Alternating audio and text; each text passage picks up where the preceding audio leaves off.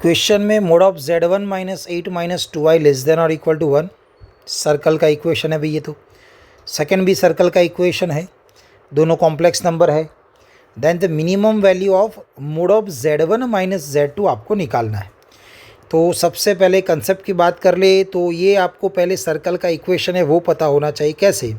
तो भाई उसके लिए हमें पता हो मोड में z माइनस अल्फ़ा प्लस आई बीटा, ये वाला जो फॉर्मेट होता है उसमें सर्कल होता है भाई, और उसका जो सेंटर रहता है वो अल्फ़ा कॉमा बीटा रहेगा, एंड जो रेडियस रहेगी वो रेडियस होने वाली है भाई सामने वाली value r।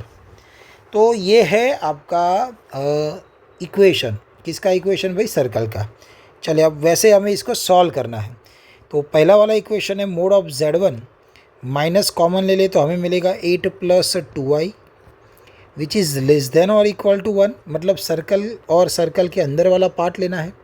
Second equation z2 minus common ले ले तो 2 माइनस 6i हो जाएगा लेस देन और इक्वल टू 2। तो मैं ये वाले सेंटर की बात करूँ C1 जिसको बोल दूँ तो ये क्या हो जाएगा? तो ये हो जाएगा 8,2, एंड यहाँ पर मैं सेंटर C2 को बोल दूँ तो ये क्या हो जाएगा? तो ये हो जाएगा 2, माइनस 6। यहाँ पर हमारी जो रेडियस है R1 वो 1 है, यहाँ पर जो रेडियस है R2 वो है भाई 2। चलिए अब क्वेश्चन ऐसा है कि भाई हमारे पास दो सर्कल है। चलिए मैं डायग्राम ड्रॉ करके बताऊँ कि भाई ये टाइप का कुछ क्वेश्चन में पूछा गया है। ये एक सर्कल है, दूसरा एक सर्कल ये भी है। चलिए दो सर्कल आ गए भी हमारे पास। अब उसमें एक सेंटर, क्योंकि हम जो अभी ड्रॉ कर रहे हैं ना वो एग्जैक्ट डायग्राम नहीं है, ये सेंटर 1 और ये सेंटर 2। तो ये सेंटर 1 है जो वैल्यू लेकर आया है 8,2, और ये जो सेंटर 2 है जो वैल्यू लेकर आया है 2, माइनस 6। तो अब हमें क्वेश्चन में पूछा गया है ये। हाँ, और फिर एक और बात कि भाई यहाँ जो z1 और z2 होता है वो z1 ये सर्कल के ऊपर वाला कोई भी पॉइंट रहेगा, z2 मतलब ये सर्कल के ऊपर वाला कोई भी पॉइंट। अब क्वेश्चन में लेस देन और इक्वल टू 1 है, मतलब रेडियस 1 या उससे कम हो वैसे सर्कल।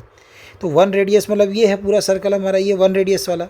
उससे कम मतलब उसके अंदर ऐसे बहुत सारे सर्कल बन सकते हैं।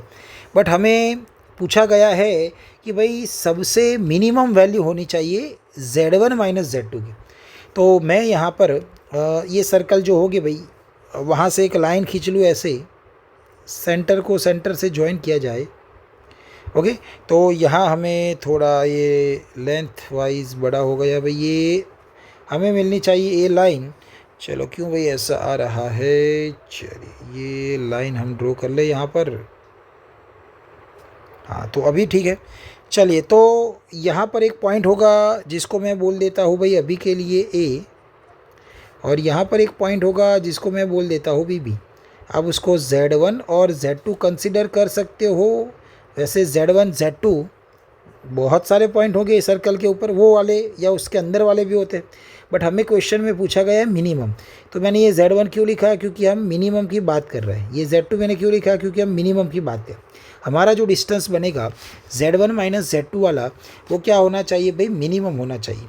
चलिए तो z1 माइनस z2 जो मिनिमम पूछा गया है वो क्या होगा? Mode of z1 minus z2, मतलब ये क्या होगा? तो ये C1 से C2 का जो डिस्टेंस है वो उसमें से हम क्या माइनस करेंगे? तो ये फर्स्ट रेडियस R1 और ये सेकंड रेडियस R2 हम क्या करेंगे भाई? माइनस R1 माइनस करेंगे भाई R2। चलिए C1 C2 मतलब सेंटर है दो, उनके बीच का डिस्टेंस रूट वाला फार्मूला, डिस्टेंस फार्मूला 8 माइनस 2 का स्क्वायर मतलब 36, 2 प्लस 6 64 हो जाएगा। रेडियस 1 थी 1 और रेडियस 2 थी भाई 2, तो यहाँ से 10 मिलेगा, -1 और -2, तो आपका आंसर बनेगा भाई 7।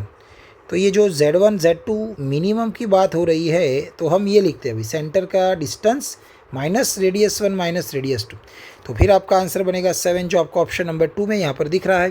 Thank you.